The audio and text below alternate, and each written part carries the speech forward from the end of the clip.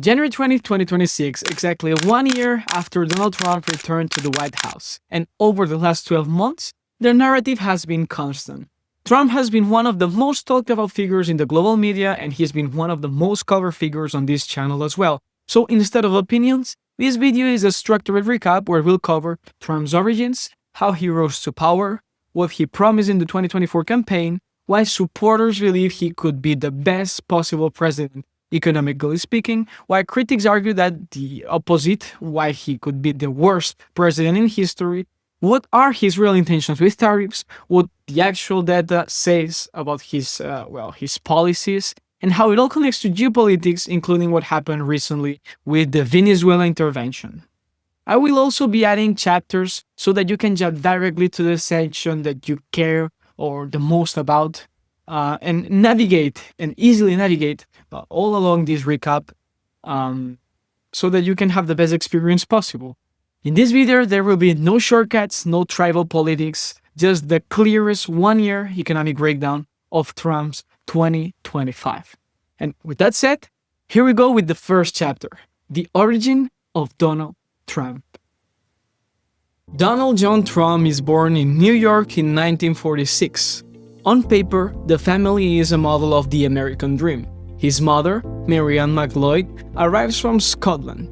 His father, Fred Trump, is the son of German immigrants who makes a fortune building homes for returning soldiers and veterans after World War II.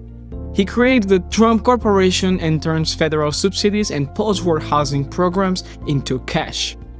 But this is not a warm, cozy family story. Fred Jr. is the example of what happens when you fail. Donald chooses the opposite role: aggressive, competitive, always pushing, always needing to win. That attitude is exactly what his father wants. In Fred's eyes, his son can be modeled into the here that never had in Fred Jr. There is another problem though. Donald is not just energetic, he is a bully. At 13, after too many problems at school, Fred sends him to a military academy. From 13 to 17, Donald lives in a world of uniforms, drills, marching, and constant shouting. The message is simple: toughness is survival, weakness is unacceptable. After the academy, he enters the Wharton School of Finance at the University of Pennsylvania and graduates with a degree in economics in 1968, a credential he will repeat endlessly.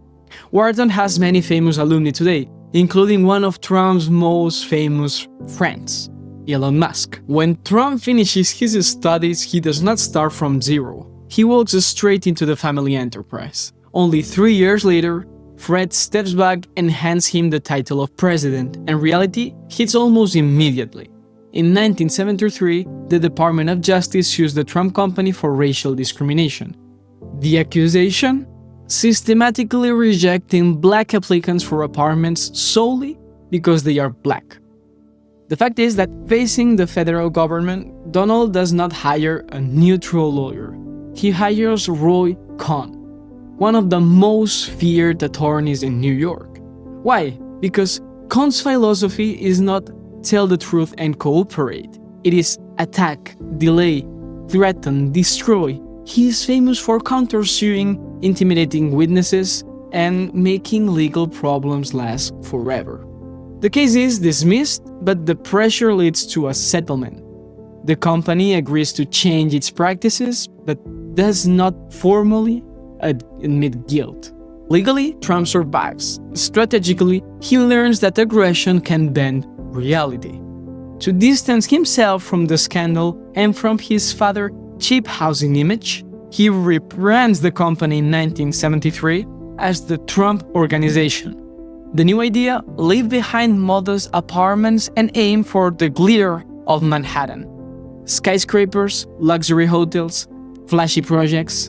As the first great test comes with a decaying building near Grand Central, the Commodore Hotel. Trump proposes a radical makeover. Turn the old hotel into a modern, shiny Grand Hyatt. He convinces the Hyatt chain to partner, pitches the project to politicians as a symbol of New York's rebirth, and plays the card that will define much of his career: taxes. The operation works like this. A public agency buys the hotel, which allows the property to be treated as public and therefore exempt from normal property taxes. The agency then leases it to Trump for a fixed rent that is far lower than the tax bill the building would normally generate. Result: Trump gets decades and decades of ultra-low costs. The city gives up more than $400 million in future tax revenue, so the deal just can't happen. In 1980, the Reflores Hotel opens as the Grand Hyatt, and the project provides a steady income, but more importantly, it gives Trump something priceless: a public image as the young genius of Manhattan real estate. And he is no longer just Fred's son from Queens, he is a player in Midtown. By 1980, Trump is everywhere. Interviews, tabloid society pages. He buys the building Bondway Teller, a legendary department store on Fifth Avenue, known for its Art Deco sculptures and bronze facade, pieces that had been promised to the Metropolitan Museum. But Trump basically demolishes the building, and he wants to replace it with his own monument, the Trump Tower, a 58-story concrete skyscraper with waterfalls, pink marble, and gold accents that scream luxury. Behind those glamorous shots, there is a darker story though. Around 200 undocumented Polish workers are hired to demolish the old building, with long hours, almost no safety measures, and miserable pay. Trump initially denies knowing anything, but 15 years later, he ends up paying more than $1 million to settle a class action lawsuit. The choice of the material of concrete is not innocent either. He insists on concrete instead of steel at the time when the concrete business in New York is deeply influenced by the organized crime, specifically the Genovese and the Gambino families. Roy Cohn, Trump's lawyer, happens to represent key mob figures and helps Trump secure favorable deals on the thousands and thousands of tons of concrete needed to build, in this case, the building. In 1983, the Trump Tower opens with a party full of politicians, business elites, and celebrities, including him. Trump wants the same tax magic he pulled off with the Grand Hyatt Hotel. He targets a tax break program intended to incentivize affordable housing and tries to apply it to his ultra-luxury tower on Fifth Avenue. Obviously, the mayor Cobb refuses. Trump and Cohn obviously sue, and against expectations, the Court of Appeals sides with him, and the city must grant him concessions worth roughly $70 million. Trump wins this battle, but Cobb is not done. He wants to keep on fighting, and the conflict turns into a public feud. Trump looks for a way to humiliate the mayor in front of the entire city, and he finds it in a frozen abandoned ice rink in Central Park, the Woolman Ring. The ring has been closed for 6 years, and the city has already burned through millions and millions in failed renovations. It is a symbol of the municipal incompetence, basically. And Trump makes an offer. He claims he can rebuild the ring for a fraction of the cost and just in a few months.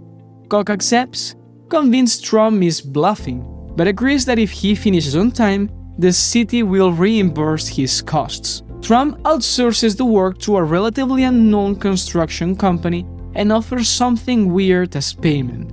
Not money, but publicity. He will put them in every press conference, every photo, and basically if Trump is offering you this, they accept it. The job is completed in around 4 months, and Trump organizes a grand reopening with TV cameras and media everywhere. But who appears as the hero? Trump himself. The construction company stays in the background, and Koch looks incompetent.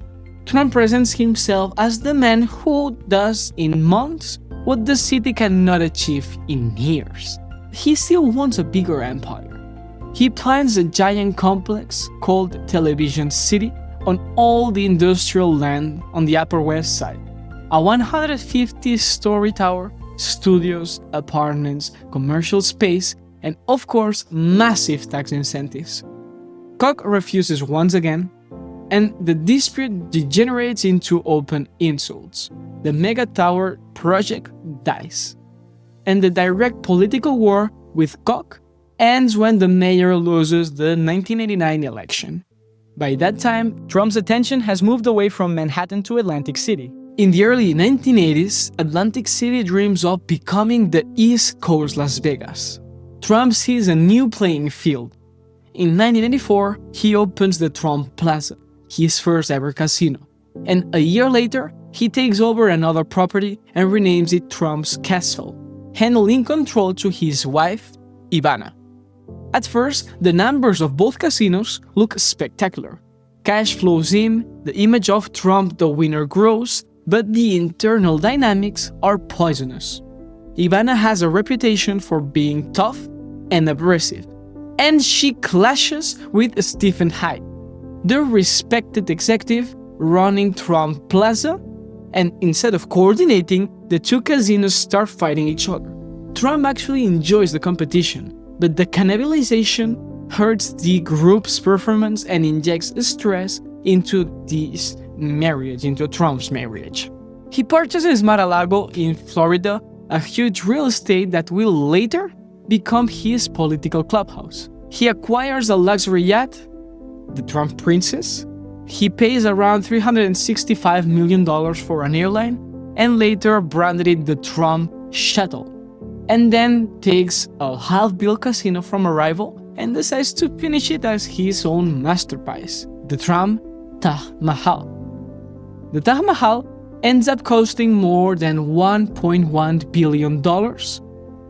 And to fund it, Trump uses high-yield junk bonds with high interest rates at around 14% that are basically high risky in a cyclical business like gambling. And despite the ominous signs, the opening is a spectacle. Celebrities like Michael Jackson attend, and the casino is enormous. More than 1,000 rooms, endless slot machines, poker rooms, a strip club, and an arena for concerts and boxing matches. And there is a serious concern. The numbers do not add up. Trump's empire is now a pyramid built on leverage. One report estimates that Donald receives the equivalent of hundreds of millions of dollars from his father over his lifetime. But this time, even Fred cannot fully protect him, as the Taj Mahal cannot cover its debt. And within a year, more or less, it flies for Chapter 11, bankruptcy. Trump must surrender half of the ownership to creditors in exchange for better terms. The other casinos suffer from the internal competition and the oversaturated market. Trump Plaza and Trump's Castle also end up in bankruptcy. And bankruptcy sounds like the end, but under Chapter 11, his companies keep operating while debts are restructured. Financially, it is a tactical retreat. Publicly, it is a humiliation. The domino effect continues as the airline that he bought bleeds money, the Plaza Hotel enters bankruptcy, and at the same time, Trump becomes a permanent presence in gossip columns. It is not for his debts, it is for his affairs. And he feeds that machine himself. At one point, a man calling himself John Miller phones People magazine claiming to be Trump's spokesperson, bragging that Trump is dating Carla Bruni and that Madonna is interested in him. The voice mysteriously sounds identical to Trump's voice. Recordings later circulate, and this suspicion is obvious. By the early 1990s, the numbers are brutal. The Trump organization drags more than $3.4 billion in debt. Trump is close to personal bankruptcy, and his image as a business genius is cracked. Reporters chase him, and his name is associated with failure and scandal. And yet, this is the moment where he plants the seed of his greatest business idea. At the end of the 1990s, after years of negotiations and restructurings, Trump is still standing. He gives up pieces of his empire, stakes in the plaza, ownership in casinos. He even sets up a new public company. Trump Hotels and Casino Resorts, which buys back his casino properties. When it goes public, investors pour in around $140 million, and the financial press frames it as the comeback story. Trump rises from the ashes. In his personal life, everything also reshuffles as he divorces Marla in 1999, and he starts a relationship with a girl named Melania Knauss, a Slovenian model. She will later be known as Melania Trump. Despite the partial rescue, Trump is not the titan of the 1980s anymore. Among bankers and analysts, he is viewed as overlagged and risky. But there is another arena where those details are irrelevant, that is, television. As television does not check balance sheets, because it only needs characters, and Trump's offer exactly that, because of his scandals with his wife, because his bankruptcies, because his way of being that we can already see now and we were able to see back then. And that's exactly where he is going to go, to television. In the early 2000s, The Apprentice launches. The format is simple. Contestants fight in weekly business challenges, and at the end of each episode, Trump decides who stays and who goes with his catchphrase, "You're fired." This is why the country's gotten into such trouble. This is the kind of thinking that we've been witnessing on Wall Street for the last 5 years. Anand, you're fired. Go.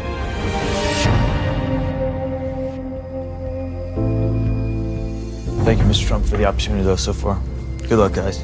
The camera loves him. The suits, the office, the boardroom. The show presents him as the ultimate CEO. Decisive, brilliant, unshakable. It does not matter that his casino company will again file for bankruptcy in 2004.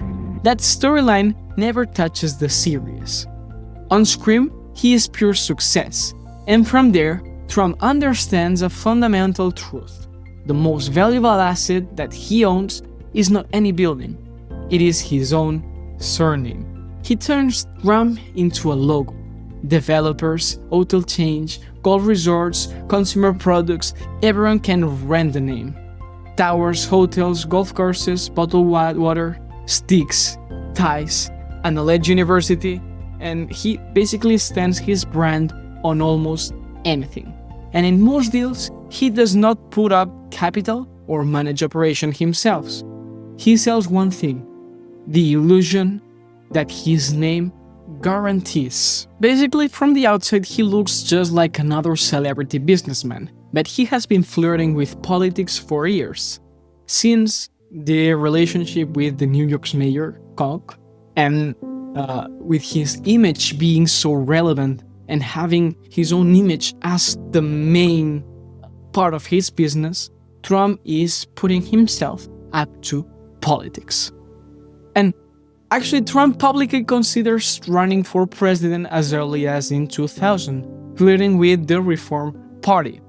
He constantly comments on politics from TV studios and later from Twitter.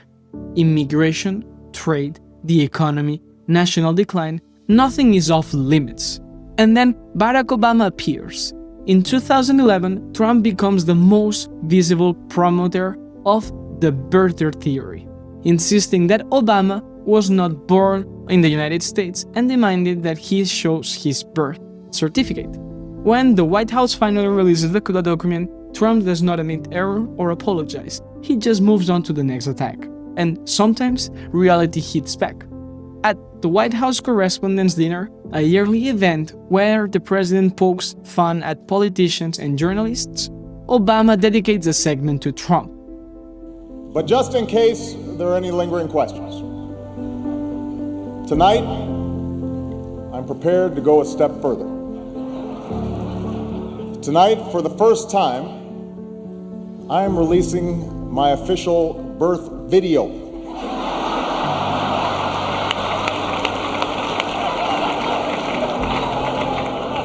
Now, I warn you, no one has seen this footage in 50 years. Not even me. But let's take a look.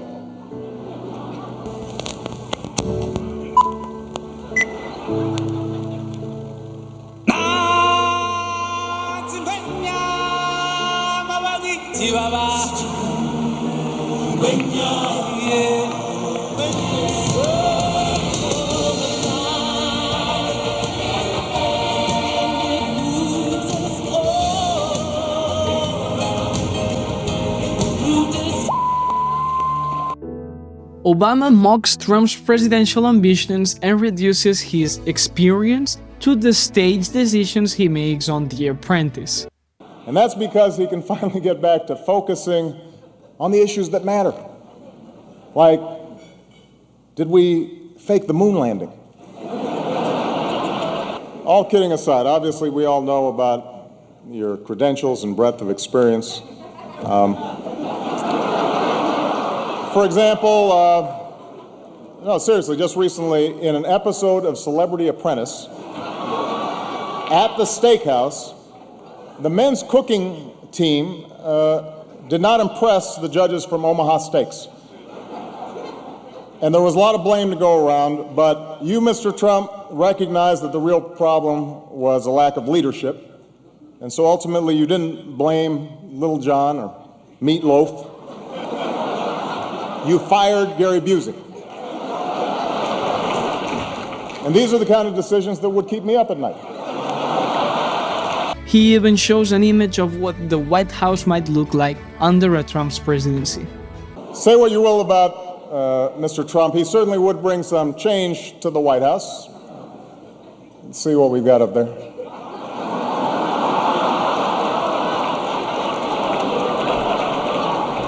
The room erupts in laughter. Trump sits still, expression locked, and somewhere between a smile and a grimace. And he says nothing. For a man who has spent his life avoiding public humiliation, the moment is unforgettable. And people close to him say that that night changed everything, as Trump had been trained by Roy Cohn. When you're attacked, you do not retreat. You hit back twice as hard. And basically Trump turned that humiliation into revenge and started his new project. What began as a joke, Trump for president, transforms into a campaign and then into a movement. And the same tools that he has used for decades, attention, controversy, never apologizing, always counterattacking, are now pointed at politics. He reaches the White House, and in this story, he does it twice. Trump is not an isolated case. He is the perfect example of how in the United States, you can bankrupt casinos, wipe up investors, go through multiple Chapter 11s, and still come back stronger if you control the narrative and your name becomes a brand. And that is the difference between having a good business and selling a good story. And that, for us in this channel, is the key lesson. In other videos on my channel, we break down with hard data what happened next and what is happening now. What Trump actually has done to the US economy once he reached the White House, how much was myth, how much was reality, and who made money from all of it.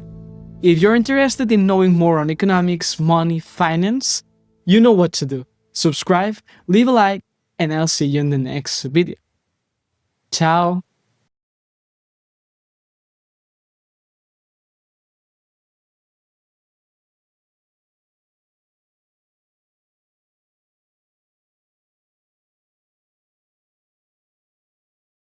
Now that you understand where Trump comes from, how he built his brand, his tactics, and the mindset behind his rise, the real question is, what happens when a man like that reaches the White House?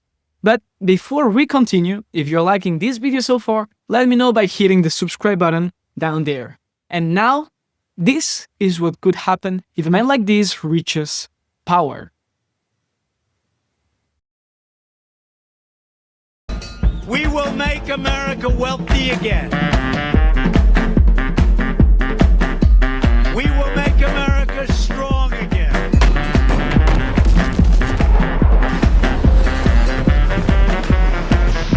We will make America safe again.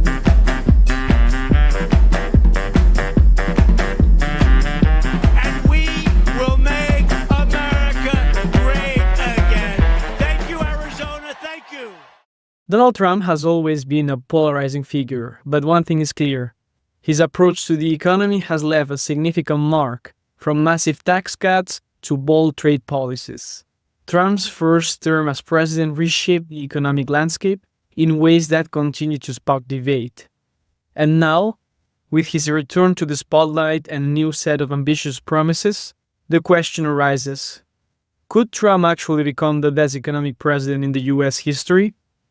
Hello, my name is Enrico Cararroma. I am an economist graduated in the University of La Sorbonne in Paris, and in this video I'll give you 8 reasons why Trump's economic strategies will have a lasting legacy. We'll start by looking at what he has already done during his first term, and then dive into the promises he's making for 2024 and beyond. Let's get into it. The reason number 1 I think that Trump did a good job as a president in the first term, in an economic perspective, is that we have Trump's Tax Cuts and Jobs Act of 2017.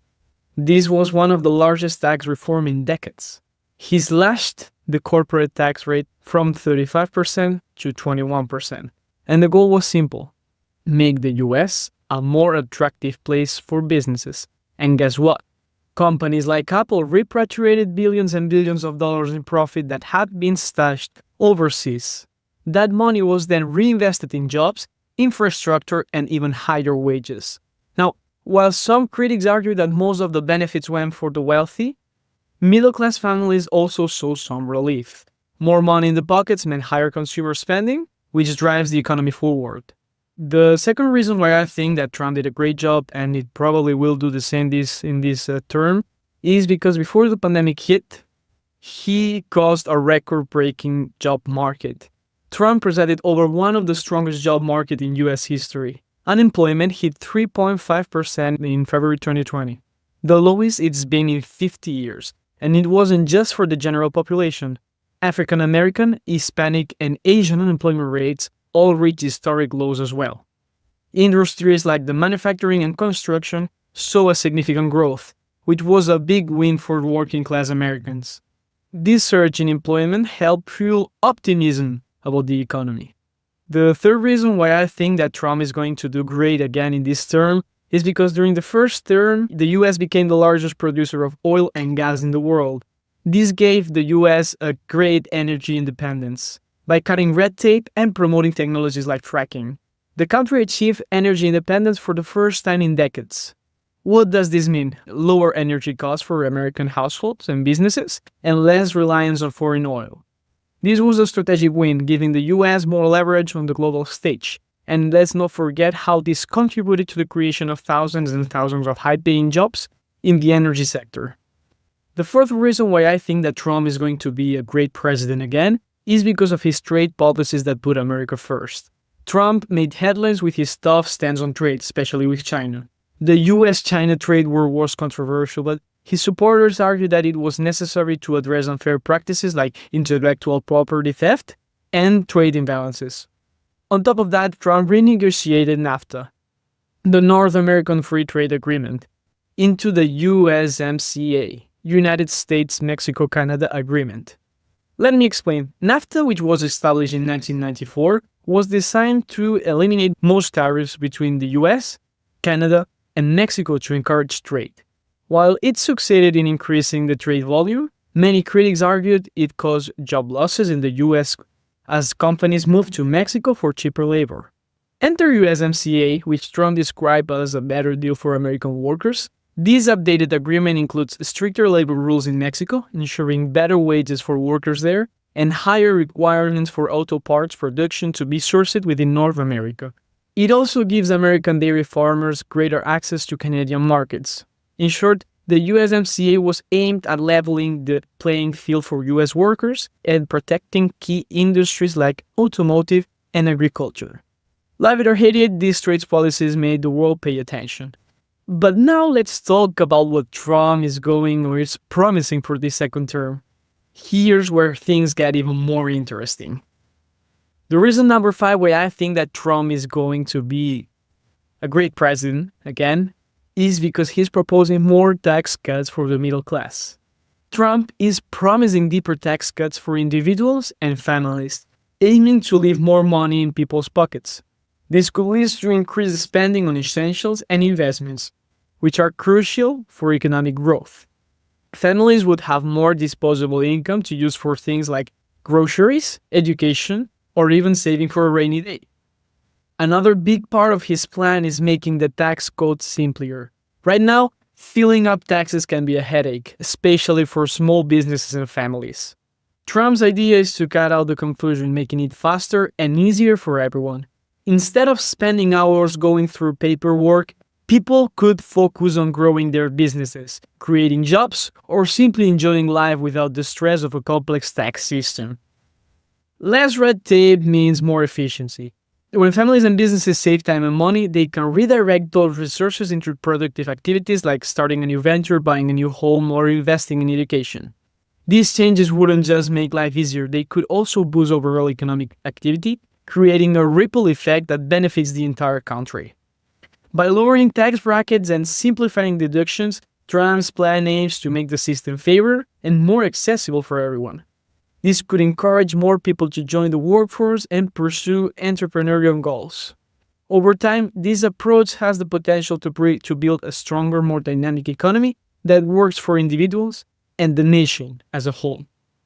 The sixth reason why I think that Trump is going to be a great president again is because his proposal on massive tariffs to revive American manufacturing.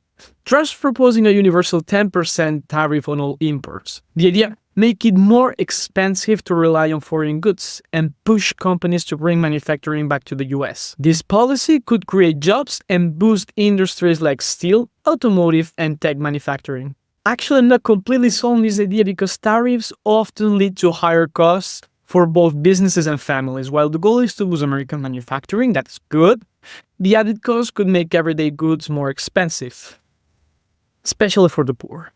If you're interested in understanding more about the economics behind trade policies, especially the concept of comparative advantage, I've got a video on my channel that explains a bit how comparative advantage is used to decide who should produce what.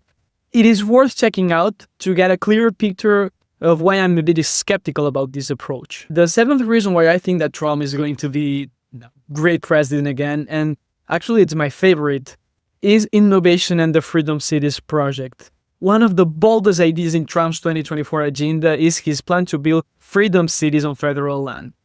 These cities would serve as hubs for innovation, featuring cutting-edge technology like flying cars. Yeah, fucking flying cars. You heard that right.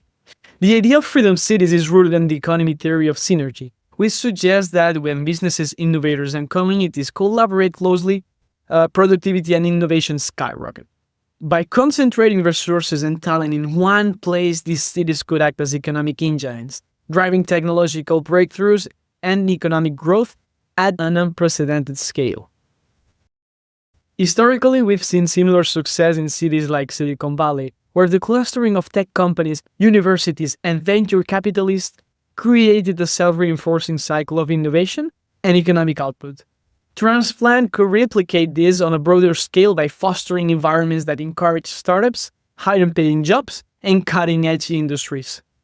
If executed properly, this approach could stimulate demand for new technologies and provide opportunities for public-private partnerships, further enhancing the ripple effects on the economy.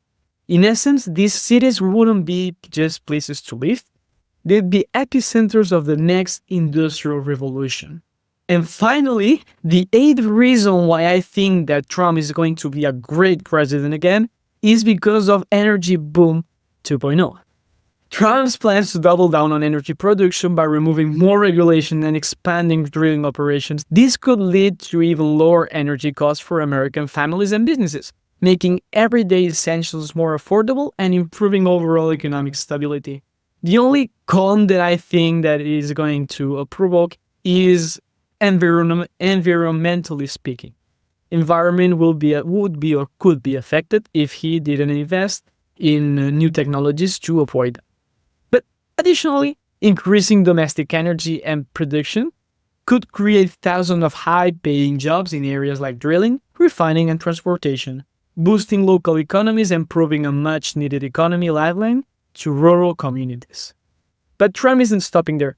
He's also promising to invest in infrastructure to ensure that American energy can efficiently reach global markets. This means expanding pipelines, improving port facilities, and modernizing transportation networks.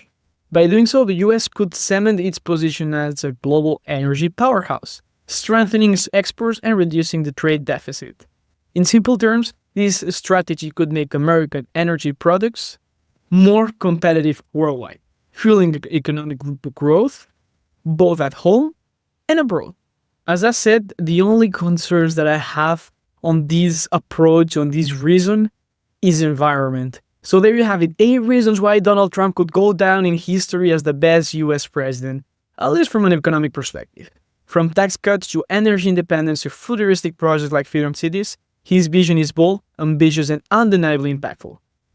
Okay, those are the arguments for the best case scenario, but economics is never just upside. Every bold policy has a cost and a consequence, and every promise has a risk. And this next part shows us what could also happen if a man like this achieves power. But before we continue, tell me down in the comments if you think he is achieving the positive things that he promised in his campaign. And now we'll go to the negative part of Donald Trump's policies. We will make America wealthy again. We will make America strong again.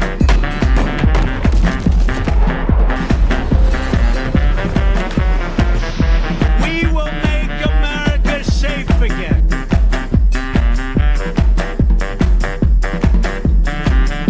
And we will make America great again. Thank you, Arizona. Thank you.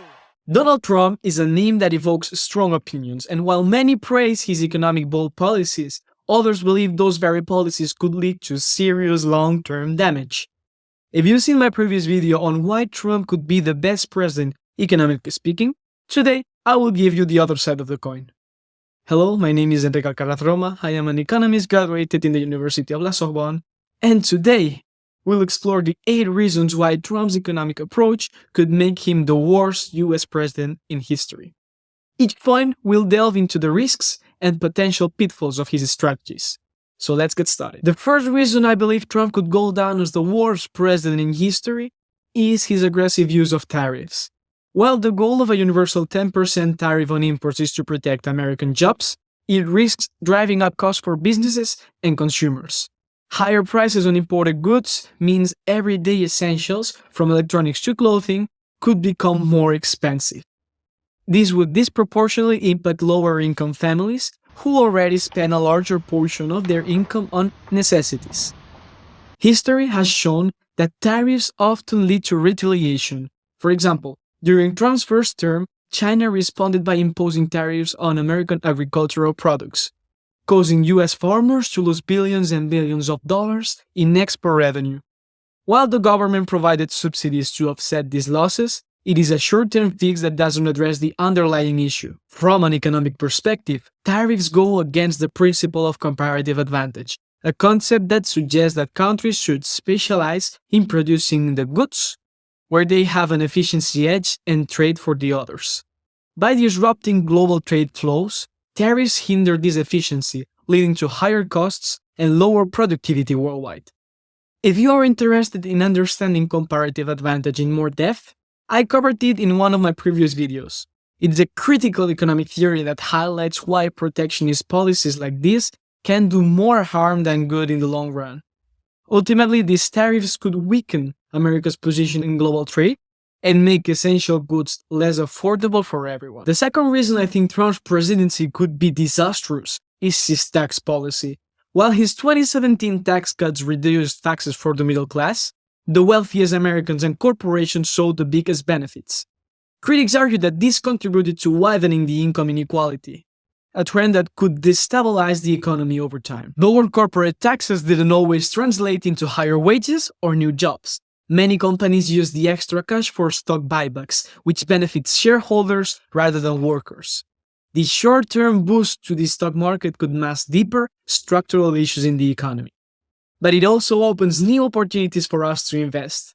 In this channel, I will show you what to do, or what would I do to invest depending on the risk that you are. So if you like more risk or less risk, I will do this completely for free. So if you're interested in knowing how can you benefit from Trump's presidency, I encourage you to subscribe to this channel. The third reason why I believe that Trump could be remembered as the worst president is his aggressive rollback of environmental regulations. While reducing red tape can help businesses in the short term, ignoring environmental concerns could lead to long-term damage. Climate change-related disasters like hurricanes, floods, and wildfires cost the US billions every year in damages, lost productivity, and disruptions to the supply chains. For example, the 2017 hurricane season alone caused over $200 billion in economic losses, much of it tied to inadequate climate preparedness. These disasters don't just hurt the environment, they impact the infrastructure, agriculture, and even global trade routes. By prioritizing immediate gains over sustainability, Trump's policies could leave future generations to lead with the economic fallout of a changing climate. This approach also risks placing the US behind other countries that are investing in green technology and renewable energy. For example, nations like China and Germany are reaping the economic benefits of leading the renewable energy race, while the US risks falling behind. If you're curious about how environmental policies can also create economic opportunities, I will cover this in another video in my channel. The fourth reason Trump might go down as the worst president is his failure to deliver on infrastructure promises. Despite frequent claims of a massive infrastructure plan, little was accomplished during his first term. Roads, bridges, and public transit systems across the US continue to deteriorate, costing businesses and individuals billions in delays and repairs. Investing in infrastructure is a proven way to boost the economy, create jobs, and increase productivity. Trump frequently spoke about the massive infrastructure plan, but little progress was made during his first term. By neglecting this crucial area, Trump missed an opportunity to strengthen America's long-term economic foundation. The fifth reason I think that Trump could be the worst president is his singular focus on fossil fuels. While energy independence is important, doubling down on oil, gas, and coal risks leaving the US behind as the global economy transitions into renewable energy. As I said, countries like China and Germany are investing heavily in solar, wind, and electric vehicles, positioning themselves as leaders in these growing industries. Let's look at the bigger picture. Renewable energy isn't just about protecting the environment. It is also a massive economic opportunity. Globally, the renewable energy market is expected to exceed $1.5 trillion by 2030, driven by growing demand for solar panels, wind turbines, and electric vehicles. By ignoring this trend, the US risks on missing out on creating millions of high-paying jobs in this future-focused sector. In addition, other countries' advancements in green energy could shift global trade dynamics. Nations leading in renewable energy technology could dominate exports in these industries, much like how the OPEC countries historically controlled oil markets. If the US fails to compete, it might find itself reliant on foreign innovators, weakening its global influence and economic stability. The sixth reason why Trump could be remembered as the worst president is his impact on national debt. Despite campaigning as a fiscal conservative, the federal deficit ballooned during his first term, reaching nearly $3 trillion in 2020. Tax cuts, military spending, and pandemic-related relief all played a role, but critics argue that there was little effort to create a clear plan to balance the books or reduce the spending in other areas. Higher debt levels don't just sit on the government's books, they have real-world consequences. Increased borrowing costs could mean higher interest rates for families looking to buy homes or businesses looking to expand. It also leaves less flexibility for future administrations to respond to crises, whether it's a recession or an unexpected global event, as it was COVID in its day. Japan, for example, a country with one of the highest debt-to-GDP ratios in the world. While they've managed to maintain economic stability, their growth has been slower, to not say that they didn't have much growth, and their ability to respond to crises limited. The US could face a similar path if debt continues to rise unchecked. But this doesn't only limit to the Trump administration. Biden administration also had a lot of debt. And it's quite a big problem in the US right now. The seventh reason Trump's presidency might be considered as disastrous is his approach to foreign policy. His America First strategy often alienated long-standing allies, undermining international trade relationships and weakening the US's ability to work cooperatively on global issues. For instance, imposing tariffs on European goods created significant tension with the European Union, making it harder to negotiate on other key issues such as climate policies, technology regulations, and military. Additionally, withdrawing from key agreements like the Trans-Pacific Partnership limited America's influence in Asia, allowing countries like China to step into the leadership vacuum.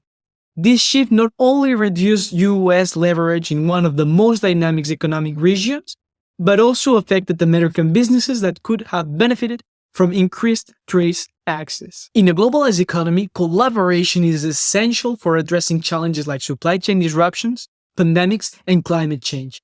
Without the strong alliances, the US risks falling behind in global decision-making, leaving it more vulnerable to economic and geopolitical shifts. Trump's isolationist policies, while appealing to some voters, could end up sidening the US on the world stage and diminishing its ability to shape global economic policies in its favor. The eighth reason why Trump could be the worst president is his lack of focus on reducing income inequality. While the stock market thrived during his presidency, many working-class Americans struggle with stagnant wages and rising costs for essentials like healthcare and housing. For example, while the S&P 500 reached record highs, studies show that the median income for American households barely kept up with inflation, leaving many families feeling left behind. This growing divide between the wealthy and the middle class poses a long-term threat to economic stability. When a significant portion of the population feels economically marginalized, this can lead to reduced consumer spending, a key driver of the economy, and also into an increased reliance on the government support programs. In this case, this would lead to more debt.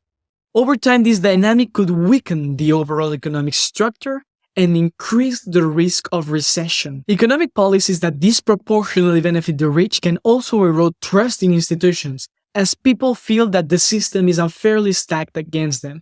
This lack of trust can fuel social unrest, as we've seen in movements advocating for higher wages and wealth redistribution. Additionally, an unequal economy is less resilient to shocks. During the downtowns, the middle class lacks the savings to sustain demand, making recovery slower and more difficult. So there you have it, 8 reasons why Donald Trump's economic policies could make him the worst president in US history. From tariffs and tax cuts to debt and global isolation, these issues highlight the risks of prioritizing short-term gains over long-term stability. There is no one topic that kept appearing on both sides of the debate again and again. There are tariffs, and it is a word that you have been listening all year long. Supporters call them a strategic weapon. Critics call them an economic time bomb. So let's zoom in and break down Trump's 2025 tariff doctrine and what is really trying to achieve, the truth behind it, because there is a truth that not everybody sees, but that it is there. And that's exactly what Trump is trying to achieve with these tariffs. Let's go. In 2025, President Donald Trump has re-emerged with a bold new trade doctrine, one that uses tariffs not just as a shield, but as a geopolitical weapon. He has imposed sweeping import duties, 10% on virtually all goods, with reciprocal rates that can skyrocket up to 40 or even more on nations that just run large trade surpluses with the United States. This aggressive approach marks a dramatic escalation of the trade war from his first term. However, Trump's tariffs in 2025 go far beyond simple protectionism. He aims to reshape multiple economic forces at once, driving down the 10-year US Treasury yield to near 4% of rentability weakening the dollar to boost exports, supporting domestic champions such as Elon Musk, in this case with Tesla, asserting American dominance in global trade talks, and overall making the dollar and the US economy much stronger in the global scenario. Hello, my name is Enrique Alcaraz Roma. I am an economist graduated in the University of La Sorbonne, and in this video we will unpack how all of these objectives has a hidden plan behind, and how Donald Trump is starting to manipulate almost all nations in the world to release something that, in my opinion, he will not accomplish. Let's get the video started. One of Trump's top priorities is to push the 10-year Treasury yield down to 4%, which is a stark contrast to the more than 5% level seen in late 2024. But why is this so crucial? Why is this so important for the US? Why is Trump imposing these tariffs? Because by early 2025, the US faces massive debt refinancing needs, on the order of $4 to $5 trillion. If interest rates stay this high, if interest rates stay in these 5% levels, this would mean, or this would translate to a cost of servicing America's debt ballooning past $1 trillion per year, which would crowd out other spending projects he has. Here's where tariffs come in. Why does tariffs affect? Basically, because markets interpret large-scale tariffs, especially blanket tariffs on dozens of countries, as a potential drag on global growth. Investors became more risk-averse, and many flocked to the safety of US government bonds. In essence, Trump's self-created uncertainty drives investors to the very securities America needs to sell. Moreover, tariffs can dampen overall economic activity.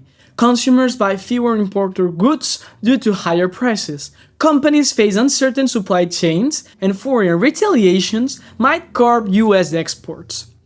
A weaker economic outlook gives the Federal Reserve more cover to adopt dovish policy, potentially cutting rates instead of raising them.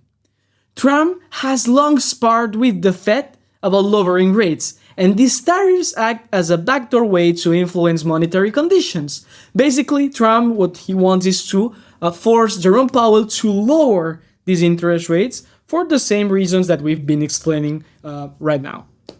Still, this is a very delicate balance. Tariffs also push up import prices, which can add inflation.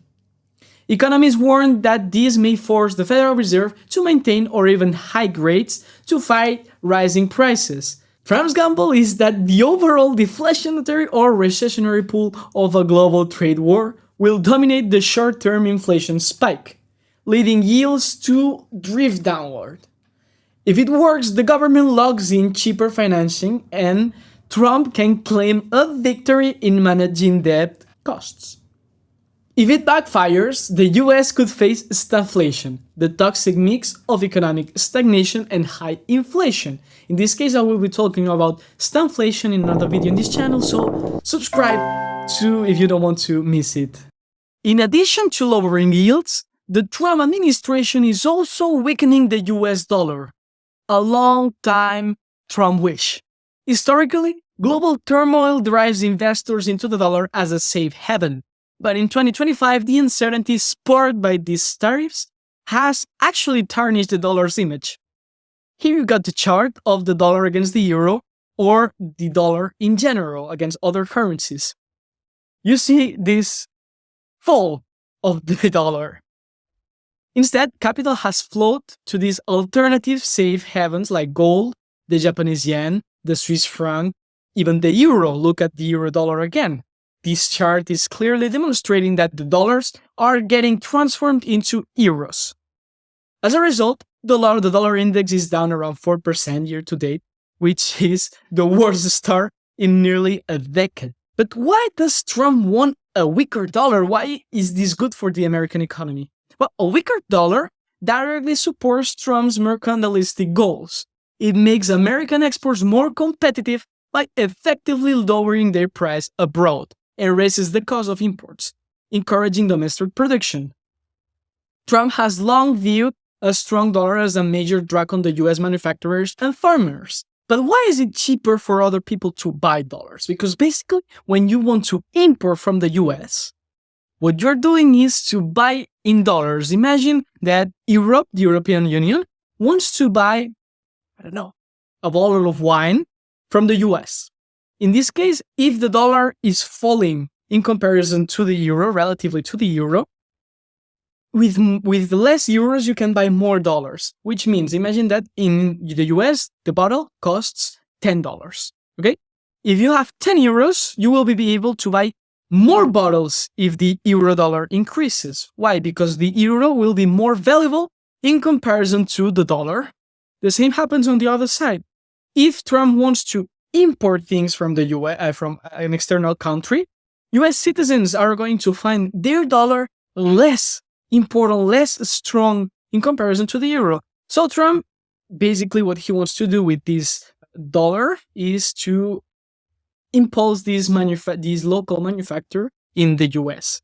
Basically, he wants to bring manufacturing back to the US, as I said in this Trump special episode, that if you are liking this video, I recommend you to watch later.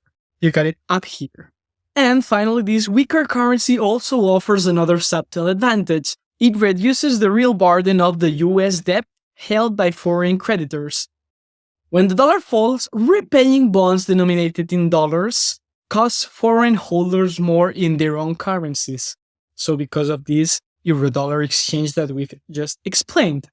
While easing the load for the US Treasury, critics argue that this is tantamount to financial manipulation. Oh well, let's keep on going with the video.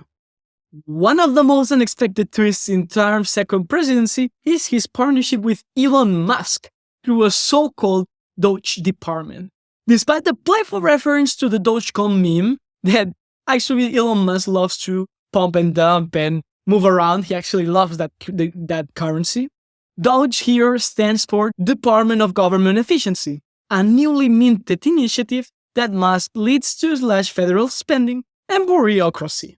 But why does this matter so much for Trump's tariff and debt strategy? Because spending cuts, if executed aggressively, can help offset the inflationary impact of tariffs. By reducing government outlays, the administration hopes to keep the overall budget deficit in check, which would further support lower bond yields. Musk's flair for disruption fits neatly into Trump's narrative, a flamboyant billionaire with meme-level popularity forging a futuristic vision, all under a populist America First and MAGA banner. Practically speaking, Musk businesses, especially Tesla and SpaceX, might reap advantages for this new tariff regime. High tariffs on competing electric vehicles, batteries, and aerospace components shield American-made products from cheaper imports. Tesla's US-based factories and supply chains now look prudent, insulating this company from some of the harsher tariffs effects. But actually, in practice, we see that this strategy is not working really well for him. In this case, now we see him making kind of declarations against Trump's policies, as you see. I'm hopeful, for example, with the tariffs, that at the end of the day, I hope it is agreed that both Europe and the United States should move, ideally, in my view, to a zero tariff situation, effectively creating a free trade zone between Europe and North America. That would be that's what I hope occurs. But Musk is no stranger to controversy, though. Observers question whether he wields undue influence to shape policies that benefit his companies, such as favoring domestic aerospace suppliers at the expense of foreign competitors. Also, with Tesla, we see other enterprises like BYD in China that are much competitive, lower prices, and even higher efficiency or higher, better cars in general. They are doing a great job in BYD, and I will be talking about these kind of enterprises to possible investments in the future. I will be releasing very soon a video on that. But well, let's keep on going because in this video, I don't want it to be that much long. let's pass to the third point. That is global dominance. At the heart of Trump's strategy is a desire to reshape global trade in America's favor, casting aside the multilateralism of past decades. The US is still the world's largest consumer market, an asset Trump intends to leverage. His logic is straightforward. Other countries cannot afford to lose access to the American consumers by imposing severe tariffs starting at 10% on basically everything and climbing as high as 30, 40%, even 90%, I think that I saw in Trump's famous table for specific nations. Trump actually aims to bring trading partners to their knees, forcing them to negotiate bilateral deals that serve, in this case, the US interests. It's a high-stakes game of chicken. Yeah, game of chicken. Trump signals that unless countries accept his terms, perhaps on purchasing more US goods, limiting their own export subsidies, or even relocating factories to the US, as we see with examples of Rolls-Royce that was actually thinking of moving part of their production to the US. Others, notably China, have retaliated with matching or even higher tariffs on US goods, fueling a renewed trade war that threatens to slow global growth. In this case, the European Union is also thinking of imposing this kind of tariffs. If key sectors like electronics or rare earth minerals are dominated by a strategic rival, the US economy could be held hostage in crisis. Yet, critics warn that this strategy might trigger a wave of retaliatory measures. If multiple countries actually unite against the US, the result could be a worldwide trade war, reminiscent of the 1930s with the risk of stagflation, high prices, and stunned growth. Again, if you want to know more about stagflation, I encourage you to subscribe, as I will be explaining this in another video. So yeah, hit the subscribe button down there. Oh well, Trump keeps being confident that America's economy might or even can outlast by basically any problem or any danger in this case. I don't know. We'll see that in time. Time will tell us everything we need to know to judge them. So, what is the scorecard so far in 2025? There are some clear wins for the Trump administration. First, bond yields. As we've talked about, the 10-year Treasury yield has indeed edged closer, even under this 4% target that Trump and his Treasury delegate wanted. For a government, in this case, facilitating or making it easier to pay off this $1 trillion debt that they had to pay. They're reducing this by a lot. Second, dollar depreciation. Look at the charts. The greenback's decline is boosting America's export and improving corporate earnings for multinationals. This helps reduce the US trade deficit, which was one of the Trump's central gripes, also in order to reduce debt or deficit in general. 3. Defensive reshoring. Some multinational firms have already announced expansions or relocation of facilities to these US DOGE tariffs, suggesting that the policy is impacting global supply chains. Basically, it's kind of working right now in this short term. We'll see later in the long term. For example, what I just said, Rolls-Royce is moving some of their factories to the US in order to produce for American citizens. Maybe other enterprises will do the same. I don't know. And 4, observers worry that these tariffs could undermine the dollar's role as the global reserve currency, even if countries seek alternatives to the US-dominated financial systems. Trump's strategy, though beneficial in certain aspects, risks eroding trust in America's consistency as a trade partner, as an ally, and as a global superpower. We see new alliances like the BRICS that are surging and forming, and I don't think that this disruption, this trade war between America and their allies, the US and their allies, is going to make this situation better in any way.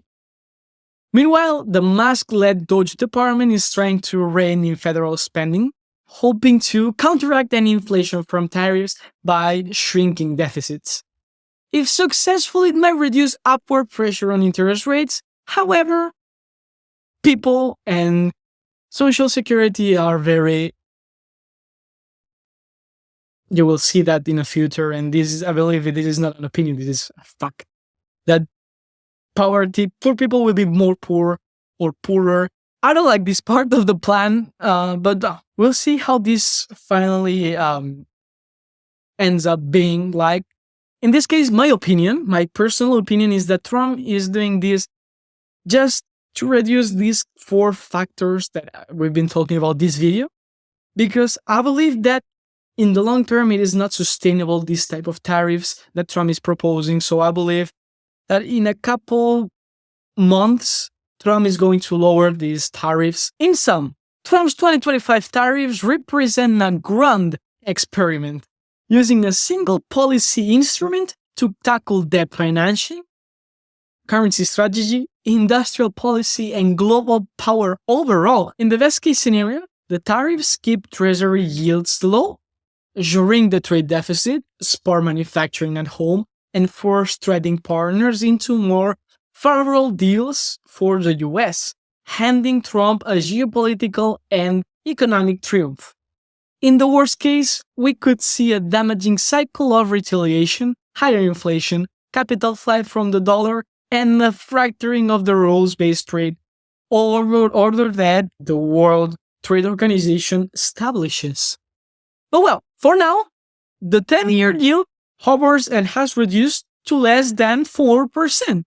The dollar is down, but it's not this free fall. Oh, actually, it kind of is free fall, but it could be worse. It's not like we won't see the dollars anymore. It's still a reference in the world. Already, Elon Musk has announced that he will be leaving the DOGE department soon. I hope so, and that he sticks to Tesla and stops being part of this political scenario. I don't like that personally, but well, in the end, we'll see how this works out. Now we have covered this strategy with tariffs, debt, the dollar, and the geopolitical leverage behind the policy. But strategy is one thing, reality is another. And before we move to the data, if you are still watching, you're exactly the audience I make these videos for. So subscribe, because you can be a good fit and I want you in my community right now. Now, let's go straight to the evidence and fact check Trump's own economic claims using official US data. The other day, President Donald Trump posted this on his Instagram account about the economy of the United States. He said, Trump's economy is booming, consumer spending up, inflation low, wages up. But how true is this? Is the American economy surging under his second term? Hello, my name is Enrique Alcadroma. I am an economist graduated from the University of La Sorbonne in Paris, and today we are going to analyze if Trump is doing a good job at the office. And I am going to do it the most objective way possible. Before anything, let's test that claim carefully, using only official US data and map where America's economy actually stands from January through September 2025. First, what do those words mean in the language of economics? Consumer spending is personal consumption. Expenditures PCE measured by the Bureau of Economic Analysis of the United States. Inflation is typically tracked by the Consumer Price Index, CPI, from the Bureau of Labor Statistics. Wages usually refers to average hourly earnings in the BLS employment situation. Those will be our anchors. On spending, the BEA shows that consumer outlays rose 0.5% in July before inflation and 0.3% after inflation. That gap is the key. The after inflation line tells you that households didn't just pay higher prices, they actually bought more stuff and services. Most of the lift came from services. Think of dining out, travel, healthcare activities. This tends to be a steadier month to month and signals that people feel comfortable spending on experiences and not just necessities. Goods in this case also rose, which usually points to confidence around bigger or discretionary purchases rather than price noise. At roughly $20.8 trillion on a seasonally adjusted annualized basis, the PCE is the main engine of the US growth. If we talk about savings, the saving rate standing at 4.4% says that consumers are funding that demand mostly from current paychecks and not from tapping a big buffer. So the durability of this upstream depends on income growth and credit conditions. In plain English, spending is climbing for real, not just because of prices. But its stamina from here rides on jobs and interest rates. Now if we talk about inflation, August CPI at 2.9% year-over-year with a 0.4% monthly rise tells two different stories. First, the 12-month number says that prices are up modestly versus last August. The monthly print is about momentum and 0.4 is a single month. If repeated, it would annualize near a 5%. Now remember that underlying pressure hasn't vanished even as the headline rate cooled. But it is completely normal regarding terms, tariffs, and how those can affect the economy. Core CPI at 3.1%, which strips out food and energy, aims to capture the trend drivers. Think of shelter, services, insurance. It is still above the Fed's 2% goal, so the last mile remains. But on the Fed's preferred gauge, PCE, inflation was just 2% year-to-year in July. PCE usually runs a bit lower than CPI because it weights categories differently. More healthcare, less shelter. And it uses a different formula. When the Fed says closer to target, it means monthly PCE needs to settle around 0.17 to 0.2% month-to-month for a while before they declare victory. What does this mean so that you can understand it? Well, prices are still rising but far more slowly than in 2022-2023. With wage growth in the mid-3% range, many workers are now achieving a modest real gain. The swing factors to watch are the sticky items like basically shelter, insurance, and other services which adjust slowly and can keep core readings elevated even as good prices flatten or fall. Now, if we talk about wages, think in two layers that your paycheck says and what it actually buys. August 0.3% month-over-month and 3.7% year-over-year increase in averagely hourly earnings means that pay is still climbing at a steady, not explosive pace. When you adjust for prices, BLS, which means real earnings, shows about 1.1% increase over the year. Translation: an hour of work buys a little more than it did 12 months ago. For someone on $30 an hour, that's roughly 35 cents more purchasing power per hour. And a windfall, but a genuine tailwind. Two nuances matter for viewers: real versus nominal. Nominal wages can look healthy, but if prices rise just as fast, you don't feel richer. The real figure is the one your grocery cart actually notices. Basically, this means that, for example, in 2022-2023, you could have obtained more money on the paper, but you actually could buy less things with that money. This is the purchasing power, and inflation fucks it up a little bit. Then there's hours and composition. Take-home pay depends on hours worked as well as the wage rate, and the average can shift if hiring concentrates in higher or lower pay sectors. In short, wages are in fact rising, and after inflation they are nudging living standards up, but the improvement is gradual and uneven across the industry.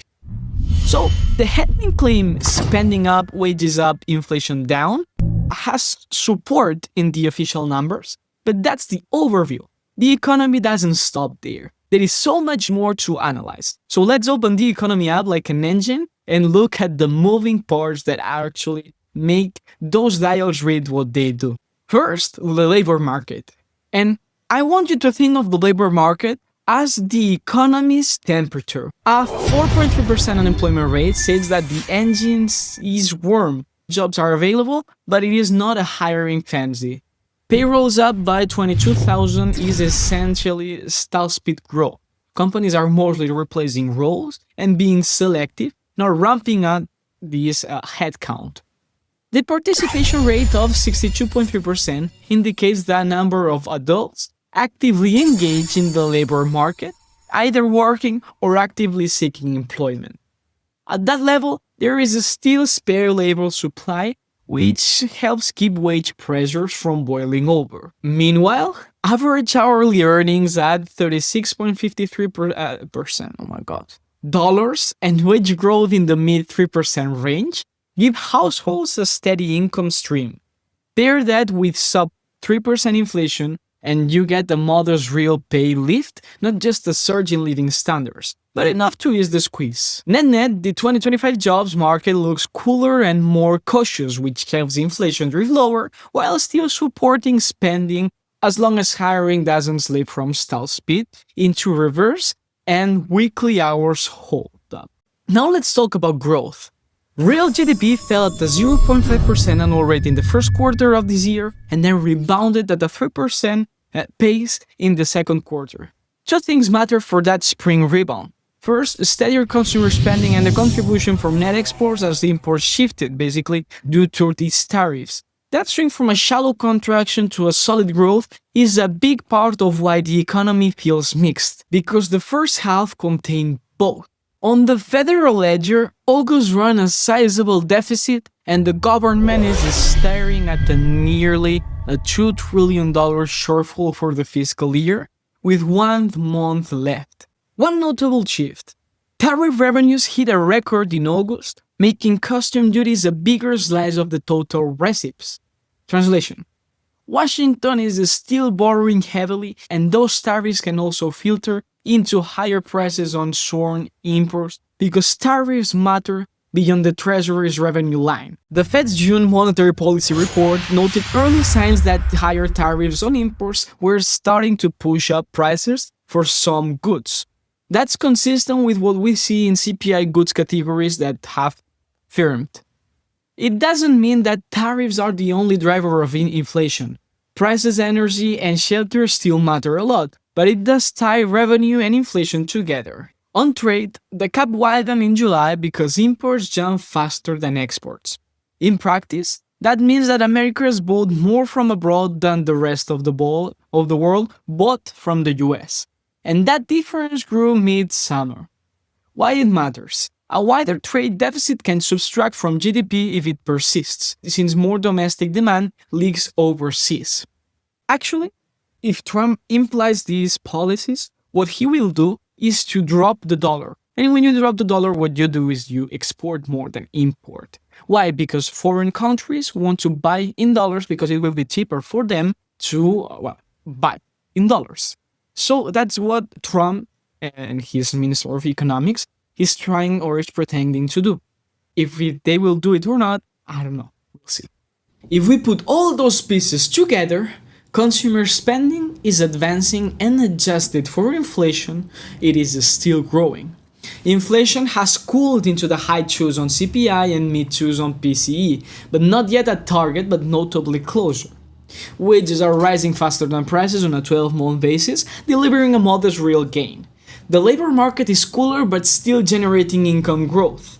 GDP rebounded in the second quarter.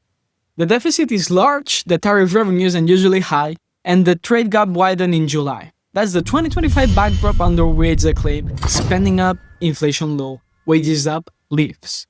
So how would I rate the claim strictly on 2025 data? Well, first of all, consumer spending up. It is supported. July's PCE advance and the 2025 spending trend says yes. The caveat is sustainability. With the 4.4% saving rate, consumption depends heavily on ongoing income gains. Inflation low? Partially. Relative to the Fed's target, inflation is still a bit high. PCE stands at 2.6% in July and core PCE at 2.9%. Though much lower than peaks seen in prior years, CPI at 2.9% year-to-year in August reinforces the lower and not at the target as the Fed would like. So, partially.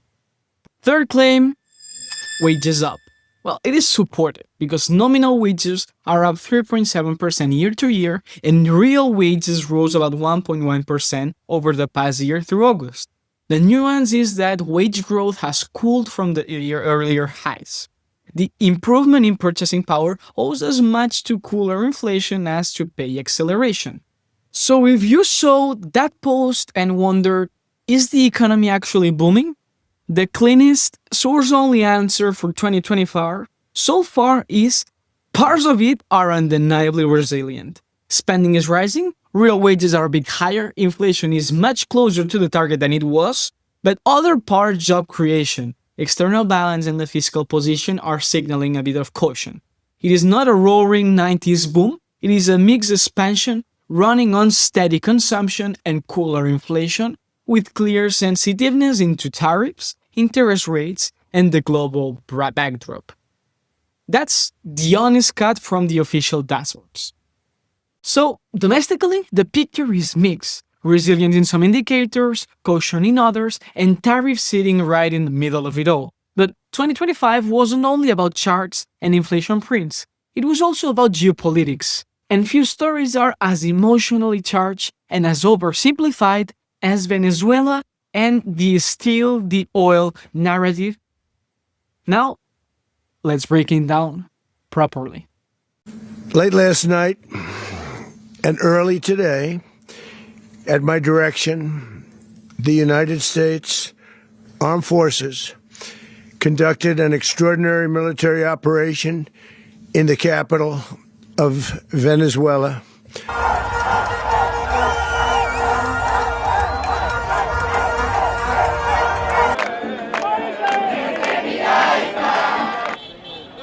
Por fin, bendición.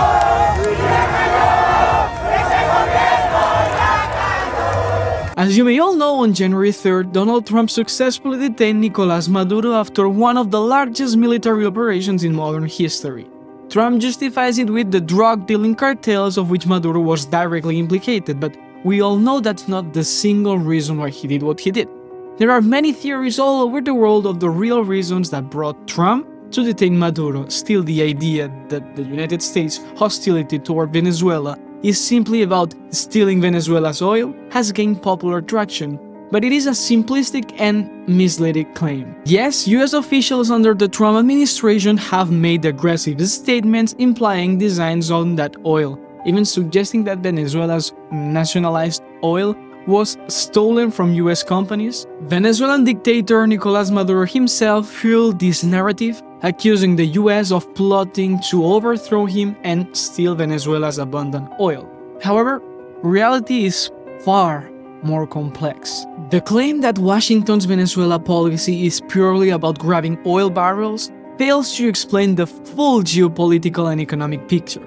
In this video, we'll dismantle that oversimplified argument and explore the real drivers behind US-Venezuela tensions, drivers that go well beyond oil. But before anything else, I want to do something I rarely do on this channel: share my opinion. First, I want to say that I am extremely happy for all the Venezuelans that the regime and the dictator in that regime who were in power for so long and who impoverished the country so severely have fallen. Secondly, I hope that the US government and the President Donald Trump succeed in establishing a solid democracy after the current transition period. That I hope that the US doesn't colonize or neo-colonize, in this case, Venezuela. And third, I am very excited to see Venezuela's economy recover after the intervention. And above all, I hope that poverty and extreme poverty rates are significantly improving.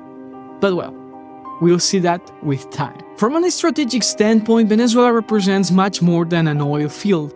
Over the past 2 decades, Caracas has aligned itself with Washington's rival powers, Russia, China, Iran, and Cuba, positioning Venezuela as a geopolitical thorn in the side of the US. American intelligence and military assessments routinely warn that these adversaries support Maduro's regimes. But how or why does this matter to Washington? Well, consider that Russia has provided Venezuela with military hardware and advisors and sees Venezuela as a foothold in the Western Hemisphere to counter the US influence. China, that's Venezuela's biggest creditor, has poured an estimated $50 to $100 billion in this case into Venezuela via loans and investments, securing oil shipments in return. Iran has also forged close ties, shipping fuel, helping evade sanctions, and reportedly engaging with military cooperation, in this case with Caracas. For the US strategists, a hostile regime in Caracas backed by these nations is a serious concern. It creates an axis of aggressors' presence in America's backyard. In blunt terms, Maduro is viewed in Washington not just as an oppressor of his people, but as an anti-American dictator who traffics narcotics, spurs mass migration, and offers an outpost for US enemies in the region of America. These issues, drug trafficking, regional instability, refugee flows, and great power competition, are key drivers of the US policy. Venezuela's economic collapse and political representation under Chavez and Maduro have triggered the largest refugee exodus in the history of the Americas. Nearly 8 million Venezuelans have fled their country, a diaspora of staggering proportions. This mass migration has strained neighboring countries like Colombia, Brazil, Peru, and others, and even reached the US southern border in significant numbers. The resulting humanitarian crisis and regional destabilization directly concern US policymakers, who feared a failed state scenario in Venezuela. A failed state in Venezuela could become a haven for organized crime, drug cartels, and armed groups, a dangerous source of chaos in the Western Hemisphere. In short, the US agenda is driven by wider, geostrategic interests, protecting regional security, curbing the influence of rival powers, and preventing the destabilization of Latin America, not merely just for oil. A critical piece of the puzzle is the actual condition of Venezuela's oil industry. Those who allege that the US wants to steal the oil often assume that there is a ready prize to plunder. The reality is kind of different. Venezuela's oil sector is a shambles, crippled by outdated infrastructure, mismanagement, corruption, and sanctions. In the early 2000s, Venezuela pumped over 3 million barrels per day. It was a top 10 world producer. Today, in 2026, it produces roughly 1 million barrels per day, or even less. That's under 1% of global oil output. For context, the US, or the United States, produces over 13 million barrels per day on its own, more than 13 times Venezuela's output. What happened? Well, years of political interference and poor management drove the collapse. Under Hugo Chavez, experienced engineers at the state-run enterprise that was extracting, in this case, the oil, were purged and oil assets were nationalized without adequate investment because maintenance was neglected, corruption, festered, and as a result, even before the harsh US sanctions hit in 2019, Venezuela's oil production was in freefall. All the machineries present in Venezuela to extract its oil are American. Why? Because it comes from the American enterprises like Chevron that were very present before in Venezuela. So all the pieces and maintenance will disappear. If anything, Venezuela's oil is a long-term recovery project requiring stability and massive funding. The United States, that is a leading oil producer itself, has no need to steal oil. In fact, as of recent years, the US has been producing more and more oil than Saudi Arabia or Russia, for example, and was on the verge of becoming a net exporter. American refineries did import Venezuelan heavy crude in the past, but they have largely replaced those barrels with supplies from elsewhere, like, for example, Canada, since sanctions began. If Washington's goal were to simply obtain Venezuelan oil, it could do so more easily by lifting sanctions and buying the oil on the open market, or by supporting a stable investment environment for the US companies in Venezuela. In my opinion, we should be skeptical of the propaganda on all sides, including simplistic slogans about theft and simplistic slogans about combating drug cartels in Venezuela. That is not credible in any of both cases. But What's truly at stake in Venezuela, stripping away these slogans, is that we find that Venezuela is at the heart of a multifaceted conflict of interests. For the Venezuelan people, what's at stake is nothing less than their freedom, prosperity, and dignity. They have endured one of the worst economic collapses in modern history, a collapse that turned a once prosperous nation under the US company's influence into a humanitarian catastrophe with a 90% poverty tax index and a 50% extreme poverty index. That is, well, one of the most or the poorest countries in the world. So after 1 year, the conclusion is not a slogan, it is a framework. Trump's economic story is a mix of incentives, power, trade-offs, and second-order effects, especially through tariffs and global leverage. If you watched this whole recap up until the end, first of all, I don't know why you did that.